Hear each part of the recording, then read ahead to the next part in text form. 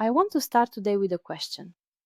Have you ever found yourself thinking, but this is obvious. They should already know this. Why do I have to explain this again? If yes, you're not alone. Recently, I spoke with a business owner who was clearly frustrated. He had just finished another training session with his team on the same topic they had already covered before. He sighed and said, Isn't it obvious? They still don't get it. And maybe you've been there too, explaining the same thing again, repeating instructions, going over the same points. And slowly, frustration builds. The real question. But here's the question I always like to pose with. Is it really obvious? Or does it only feel obvious because you know it so well? Because what feels obvious to us is often the result of years of experience, repeated exposure, context we no longer notice, assumptions we don't even realize we're making. And the moment we forget that, learning breaks down. Why obvious is dangerous?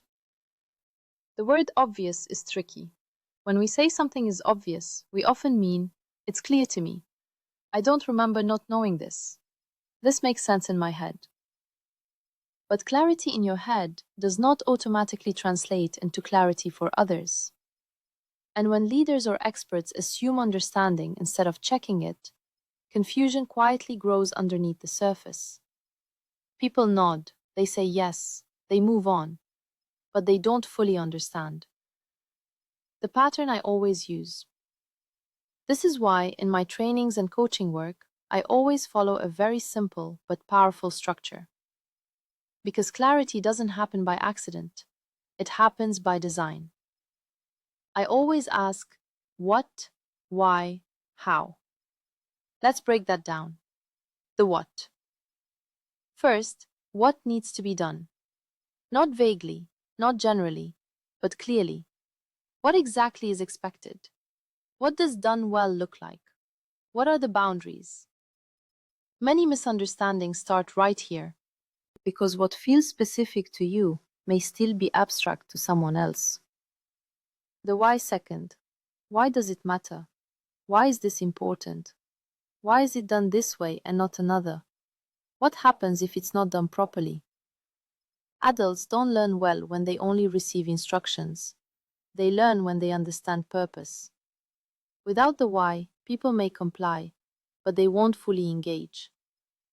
The how third. How should it be done? This is where many people assume things are obvious. But how often do we say, just do it like last time? You know how this works. It's common sense. The problem is, common sense is rarely common. Showing the how means giving examples, demonstrating steps, explaining decision points, naming typical mistakes. What happens when one step is missing? Skip just one of these steps, and confusion creeps in. People may do the task incorrectly, apply it in the wrong situation, hesitate instead of acting, or create their own interpretation.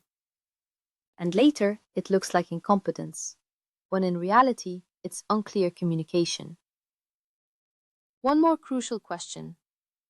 But even if you clearly explain the what, the why, and the how, there's still one more step many people skip. And it's this. How did they actually understand it?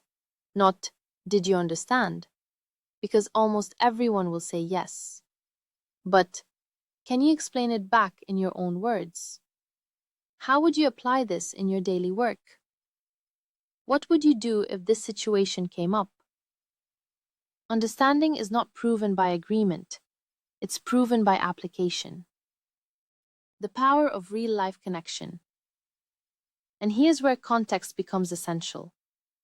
Understanding grows when learning connects to something familiar and meaningful. This reminds me of something my sister often shares with me. She works as a school psychologist.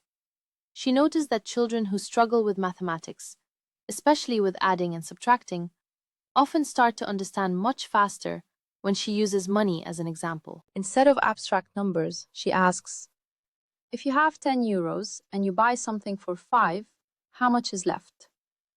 And suddenly the concept clicks.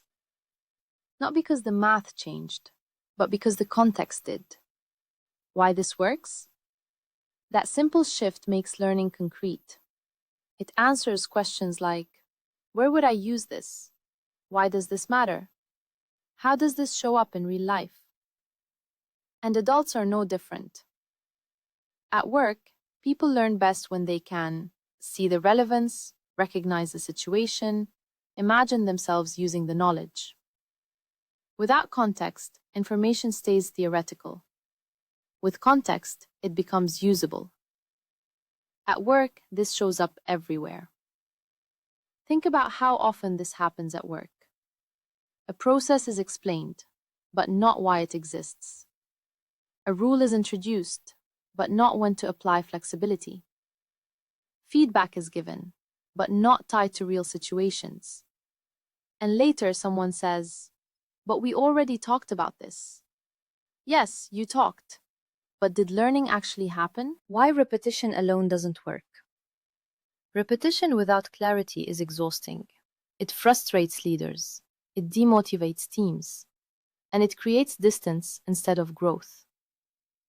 Sometimes the issue isn't that people need to hear it again. Sometimes they need to hear it differently, with more structure, with better examples, with clearer connection. Let's pause for a moment. Think about a situation where you felt frustrated explaining something repeatedly. Ask yourself, honestly, did I clearly explain the what, the why, and the how? Did I check how it was understood? Did I connect it to real-life situations that matter to them? This isn't about blame. It's about effectiveness. The leadership shift. Good leadership and good teaching is not about assuming understanding. It's about creating it. And that requires patience, structure, and empathy. Not because people are incapable, but because learning is complex. So next time you catch yourself thinking, isn't it obvious? Pause. Because maybe it's not about repetition. Maybe it's not about intelligence. Maybe it's not about motivation. Maybe it's about clarity and connection. And when those are present, learning sticks. If this episode resonated with you, subscribe to Coach and Grow for bi-weekly conversations about emotional intelligence, communication, and intentional growth. And if you want support improving clarity, leadership communication, or learning processes in your work or life, coaching can help you do exactly that. Thank you for listening.